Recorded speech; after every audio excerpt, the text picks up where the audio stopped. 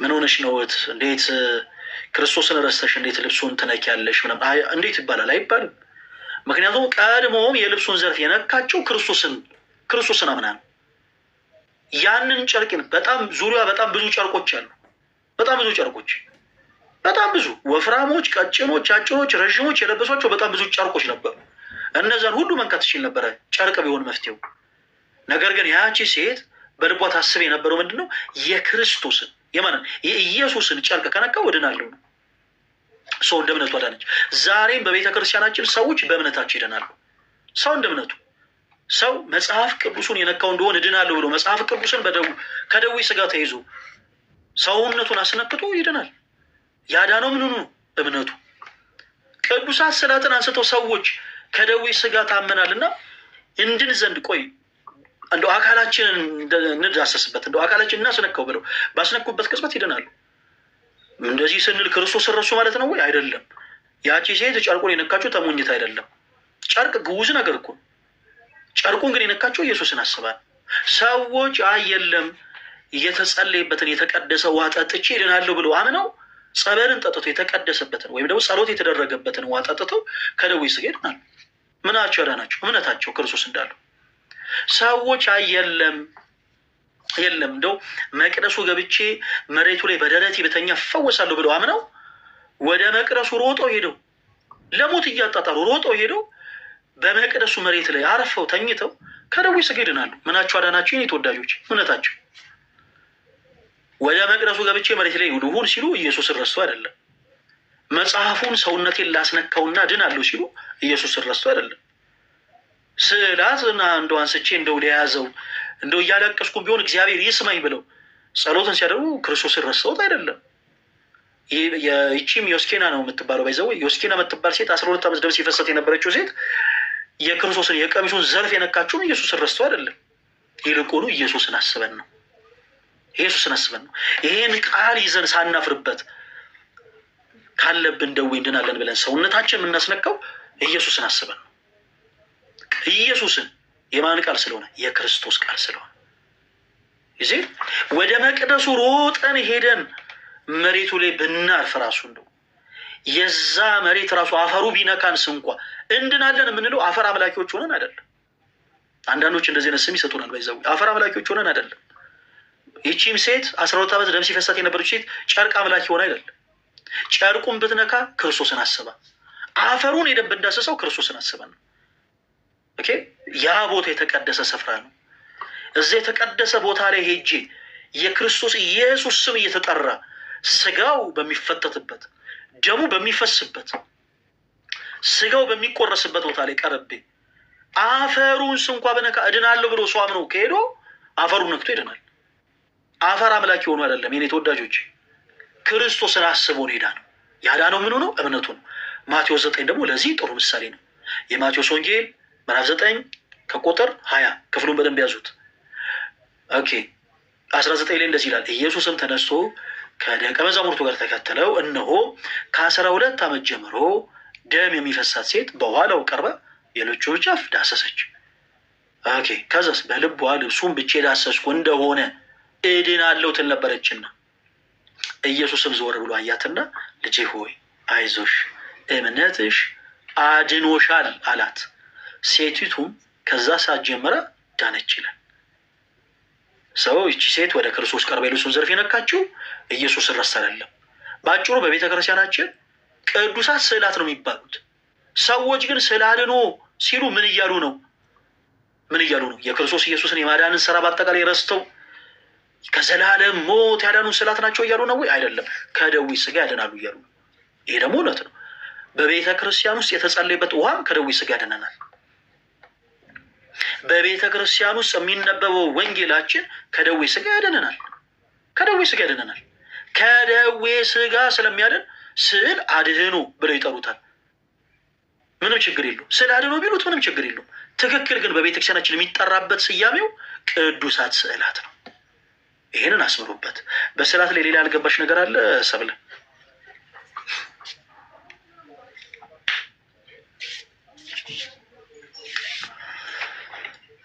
እሺ ፈለገዬ፣ በጣም ጥሩ ምሳሌ ነው ያመጣኸው።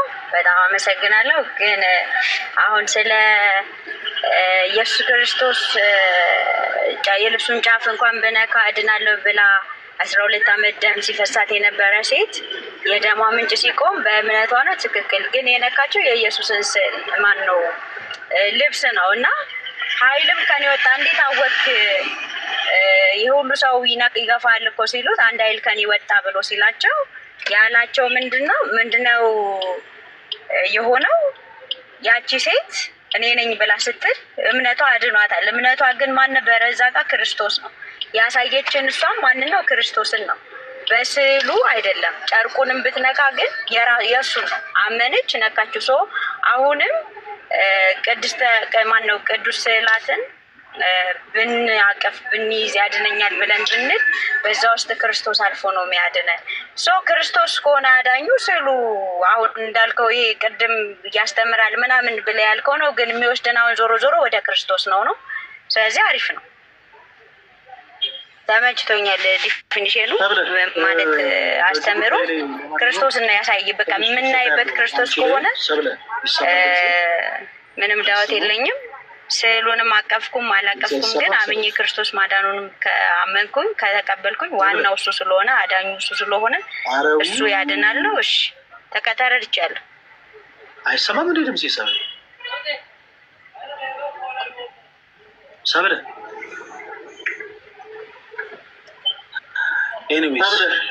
ወይ እያነዳው ስለሆነ ድምጽ ትንሽ በታደምጪ ጥሩ ነበር።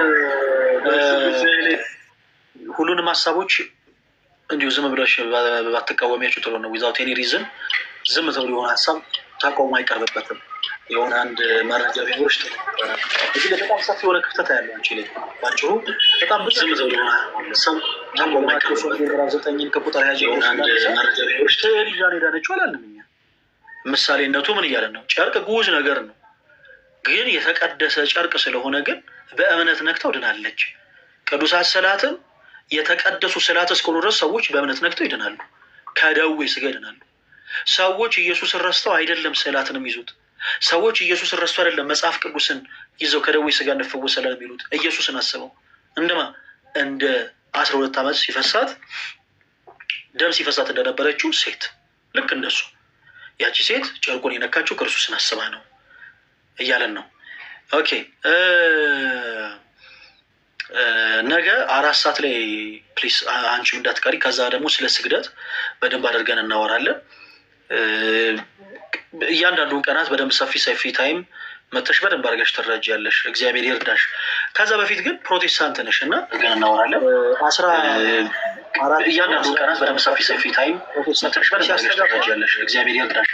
ማይኩን ስትከፍቺ ያስተጋባል ወይ አጠገብሽ የተከፈተ ስልክ አለ ምናምን ወይ ደግሞ መስኮትሽን እንዳለ ዘግተሽው የኔ ድምፅ እያስተጋባ ነው መኪና ውስጥ እና እስክጨርስ በደንብ አዳምጪኝ። እህታችን አንቺን ስለ ሳሊቬሽን እንድታወሪኝ ይፈልጋለሁ። ምናልባት ልጠይቅሽ፣ ምክንያቱም ያንን ተምረሽዋል። ፕሮቴስታንት ስትሆኚ ድነት ትምህርት ነው በመጀመሪያ የምትማሪው እና አሁን ያለሽበት የድነት ትምህርት መጽሐፍ ቅዱስ ነው ብለሽ ታምኛለሽ? ሰብለ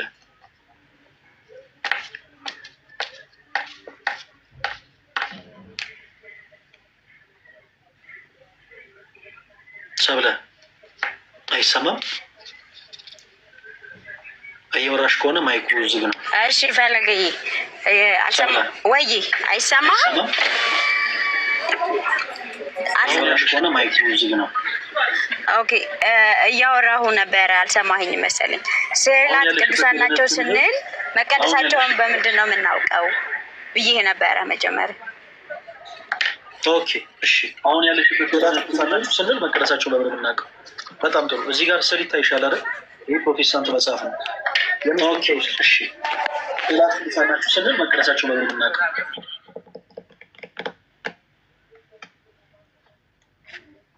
የምስል ነው ይሄ ሰብለ? የመጽሐፍ ቅዱስ ይሄ ስዕል የምስል ነው። ይሄ መጽሐፍ ቅዱስ ስዕል ነው። ይሄ የምስል ነው። ይሄ ሰብለ? የመስቀል ስዕል ነው።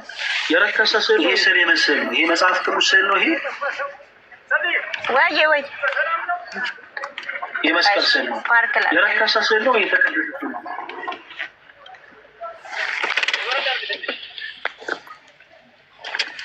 ዳንጋይ የተቀደሰው መጽሐፍ ቅዱሱ ውስጥ ያለው ቃል ነው። ወንጌሉ እዚህ ላይ ያለው የረከሰ ነው የተቀደሰ? ጥያቄ ስለ ስዕሉ ነው። ይሄ ስዕል የረከሰ ነው የተቀደሰ ነው? ስዕሉ እዚህ ላይ ያለው የረከሰ ነው የተቀደሰ? ጥያቄ ስለ ስዕሉ ነው የጠየቀው። ይሄ ስዕል የረከሰ ነው የተቀደሰ ነው? ስዕሉን አሁን ዲፋይን እናደርጓለን። የተቀደሰ ነው የረከሰ ነው ብለን ይሄ ስዕል ዲፋይን እናደርገዋለን። ለዛ ነው የጠየኩሽ። ዲፋይን ስለሆነ ነው መጽሐፍ ቅዱስ ላይ ያለው። ይሄ ስዕል የምን ስዕል ነው ስልሽ የመስቀል ስዕል አልሽ። ኦኬ፣ መስቀሉ የረከሰ ነው የተቀደሰ ነው?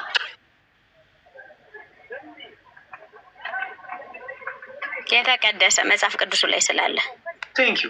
ስለዚህ መጽሐፍ ቅዱስ ላይ ያለውን ሀሳብ የተቀደሰውን ሀሳብ ገላጭ በሆነ መልኩ ስለ የሆነ መልኩ ተቀመጠ። ስለዚህ ለእኛ ይህ ግር የሚልን ነገር አይደለም።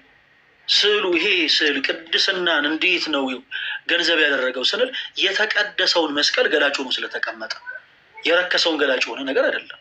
ይሴ ሰው በመጽሐፍ ቅዱስ ላይ ለምሳሌ ጳውሎስ ስለ ክርስቶስ በሐዋርያት ሥራ ላይ እንደተጻፈው ስለ ክርስቶስ እንደተሰየፈ መከራ እንደተቀበለ ሕማም እንደተቀበለ ገላጭ በሆነ መልኩ የሚሳለውን ስዕል የረከሰ ነው ወይስ የተቀደሰ የሚለውን ለመለየት ባጭሩ ስዕሉን ኦብዘርቭ ማድረጋችን በቂ ነው። ከስር ቅድምም ብያቸዋለሁ፣ በቤተክርስቲያናችን የሚሳሉ ስዕላት ገላጭ ሆነው ይቀመጣሉ። ጳውሎስ ስለ ክርስቶስ እንደተሰየፈ፣ እስጢፋኖስ በድንጋይ ስለ ክርስቶስ እንደተወገረ፣ ጴጥሮስ ስለ ክርስቶስ በመስቀል ተዘግዝቆ እንደተሰቀለ የሚሉት ሀሳቦች በአጠቃላይ በቤተ ክርስቲያናችን በደንብ ተደርገው ገላጭ ሆነው ይቀመጣሉ። እነዚህ ስዕላት ቅዱሳን እንደሆኑ የምንረዳው በምንድን ነው? ገላጭነታቸው ቅዱስ የሆኑን የመጽሐፍ ቅዱሳን ሀሳብ ነው ወይንስ ጀስት ዝም ብሎ ኒውትራል የሆነ ነገር ነው? በዛ ላይ ይባላል። ለምሳሌ የሞናሊዛ ስዕል የተቀደሰ ስዕል አንለው፣ የረከሰም ስዕል አንለው፣ ኒውትራል ነው። ምንም ነገር አይደለም። ጀስት ባዶ የሆነ ስዕል ነው። በመጽሐፍ ቅዱስ ላይ ግን ያለውን ለምሳሌ ክርስቶስ ኢየሱስ ስለኛ ኃጢአት ስለኛ በደል በቀራንዮ መስቀል ተሰቅሎ ስጋውን መቁረሱን ደሙን ማፍሰሱን ገላጭ ሆነው ግን ስዕል ያ የተቀደሰ ስዕል ነው። ለምን? የተቀደሰውን ቃል ገላጭ ሆኖ ስለተቀመጠ። በመጽሐፍ ቅዱስ ላይ ይሄ መስቀል የተቀመጠው የተቀደሰ ስለሆነ፣ በተቀደሰው የእግዚአብሔር ቃል ላይ የረከሰ ነገር አይቀመጥም። በተቀደሰው የእግዚአብሔር ቃል ላይ ይሄ ስዕል የተቀመጠው የተቀደሰ ስዕል ስለሆነ ነው። ገላጭነቱ ምንድን ነው? ክርስቶስ የሰቀለበትን መስቀል። ይሄ መጽሐፍ ቅዱስ ስትገልጡ በውስጡ የእነዚህ ሁሉ ወረቀቶች አሉ። ይታያቸዋል። እነዚህ ሁሉ ወረቀቶች ኖርማል ወረቀቶች ናቸው። ወረቀቶቹ እንኳን ስዕሉ ሰብለ ወረቀቶቹ እንኳን ቅድስናን አግኝተዋል። በምኑ? በቃሉ። ቃሉ ስላረፈበት ወረቀቱ እንኳን ማረጋገጫ አምጡ እስኪ ይሄ ነገር ቅድስና እንዳገኘ ከሰማይ ቤት ማህተም ያለበትን ማረጋገጫ አምጡ ማለት አይጠበቅብንም። ወረቀቱ እንኳን ቅድስናን አግኝቷል። ለምን? ቃሉ ቅዱስ ቃሉ ስለተጻፈበት፣ ቅዱስ ቃሉ ስላረፈበት። ወረቀቱ እንደሌላ አይነት ወረቀት አይደለም። ሰዎች ፍርድ ቤት ይዘውት እንደሚሉት ፋይል አይደለም። ይሄ ወረቀት የተቀደሰ ነው። ለምን? ቅዱስ ቃሉ ስላረፈበት። ቅዱሳት ስዕላትን ቅዱሳት ናቸው የምንለው በምንድን ነው? ቅዱስ የሆነውን የክርስቶስ ኢየሱስን ወንጌል ገላጭ ሆኖ እስከተቀመጡ ድረስ። ካልሆኑ ግን ሰው የራስውን አመለካከት ይሰጥ። ኒውትራል ሊሆን ይችላል። ለምሳሌ ኃይለ ሥላሴ ፎቶ ሰው ስሎ ቢያስቀምጠው ነው ይሄ የተቀደሰ ነው የረከሰ ነው ወደ ማለት እና ተከራ ውስጥ አንገባም። ለምን? ምክንያቱም መጽሐፍ ቅዱስ የሆነ ኮንሰፕት ያለው ስላልሆነ ጀስት ኒውትራል ነው። የተቀደሰ ነው የምንለው የተቀደሰውን ቃል ገላጭ ሆኖ ስናገኘው። ኦኬ ተመልሶ ይሻላል። እሺ አሁን መጽሐፍ ቅዱስን የተቀደሰ ነው የምንለው እንዳልከው ወረቀቱም ተቀድሷል። ኖርማል የነበረው ወረቀት ምክንያቱም የእግዚአብሔር ቅዱስ ቃል ስለተጻፈበት፣ መስቀሉንም ደግሞ ቅዱስ ቃሉ ላይ ስላለ የተቀደሰ ነው ብለን ያዘን። እሺ ስዕላቶቹ አሁን የተቀደሱ ናቸው የምንለው ቤተ መቅደስ ያሉትን ስዕሎች ብቻ ነው ወይንስ ከዛም ውጭ ያሉትን ስዕሎች ሁሉም ኤኒዌር ያሉ? እሱ አሁን ያንቺ ጉዳይ አይደለም ሰብለ፣ እሱ እንትን አይደለም። ይሄኛው ያንቺ ጉዳይ አይደለም። ይሄኛው የምትደነግገው ቤተክርስቲያን ነች። እነዚህ ነገሮች ለምሳሌ ቤተክርስቲያናችን እነዚህ መጽሐፍት የተቀደሱ ናቸው የምትለው ቤተክርስቲያናችን ነች። ለምሳሌ ይህን መጽሐፍ ቅዱስ ነው ያለችው ቤተክርስቲያን ነች። ቤተክርስቲያንን መጽሐፍ ቅዱስ ሳይሆን የሰራት ቤተክርስቲያን ናት፣ መጽሐፍ ቅዱስንም ጭምር የሰራችው። ስለዚህ የተቀደሰ ነው ወይ አይደለም የሚለውን ነገር የምትደነግገው ቤተክርስቲያን ነች። እሱ ለቤተክርስቲያን ተው። አሁን አላስፈላጊ በሆነ ነገር ጊዜሽን አታባክኝ። ለአንቺ የሚጠቅምሽን ነገር በመጀመሪያ ያዡ። አሁን ለአንቺ የሚጠቅምሽ ቅዱሳት ስዕላት መጽሐፍ ቅዱስ ናቸው ወይስ አይደሉም የሚለው ሀሳብ በመጽሐፍ ቅዱስ ማስረጃ ሲደገፍ ናቸው። ኦኬ እንዴት ሆኑ? ቅድም ብዙ ጥቅስ አንስተናል። ጥቅማቸው ምንድን ነው? ጥቅማቸው ይሄ ነው፣ አለቀ። አሁን አንቺ ፕሮቴስታንት ስለሆንሽ ማለት ነው።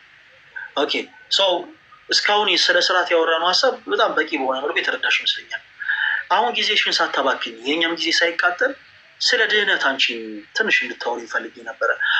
ምክንያቱም 15 ዓመት ሆኖሻል ፕሮቴስታንት ከሆንሽ እና ስለ ድህነት ደግሞ በጣም ሁሉም ፕሮቴስታንት 1 ዓመት የሆኑም ፕሮቴስታንት ያወራል። እንዴት ገና ፕሮቴስታንት ሲሆኑ ሰዎች የሚማሩት ትምህርት የድህነት ትምህርት ስለሆነ እና ሰብለ ስለ ድህነት የተወሰኑ ሀሳቦችን ብቻ ነው መነሳሽ። ብዙ አላቆይሽም።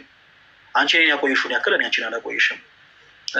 ምክንያቱም በዋናነት ፕሮቴስታንት የሆኑ ሰዎች ከኦርቶዶክሲያን ጋር ሲመጡ በነገራችን የእኛ ልዩነት ስዕላቶች አይደለም፣ የእኛ ልዩነት ገላት አይደለም፣ የእኛ ልዩነት ስግደት አይደለም፣ የእኛ ልዩነት ምናምን ሌላ ነገር አይደለም። የእኛ ልዩነት ክርስቶስ ነው። የእኛ ልዩነት ትምህርተ ሥላሴ ነው። የእኛ ልዩነት ነገረ ድህነት ነው እና ትልቁ ልዩነታቸው ላይ ፎከስ እንድታደርጉ እፈልጋለሁ ፕሮቴስታንቶች። እህታችን ሰብለ አሁን ያለሽበት የነገረ ድህነት ትምህርት መጽሐፍ ቅዱስ ልጅ ሰብለ እሺ፣ አሁን ወደዛ ለመሄድ ማለት ነው በደንብ የኔ እንትን አሁን ገደብከኝ ጥያቄን እና ለምን እንደገደብከኝ አላውቅም። የተረዳሽውን ነገር ብቻ አንድ ጊዜ አሁን ያለሽበት የነገረ ድህነት ትምህርት መጽሐፍ ቅዱሳዊ ነው ብለሽ ታምኛለሽ ሰብለ? አዎ ወይም እሱ ብቻ? መጽሐፍ ቅዱሳዊ ነው። መጽሐፍ ቅዱሳዊ ነው። ግን ፈለገኝ አሁን አሪፍ መታየልኝ። ለምን አቆምከኝ? ሰብለ አንድ ጊዜ አዳምጪ። ሰዎች በማመናቸው ብቻ የዘላለም ሕይወትን ያገኛሉ ብለሽ ታምኛለሽ? የእኛ ኦርቶዶክስ ቤተክርስቲያን ሰዎች በእምነት እና በስራ የዘላለም ሕይወትን ያገኛሉ ብላ ታስተምራለች። እሱን ተይው፣ ችግር የለውም።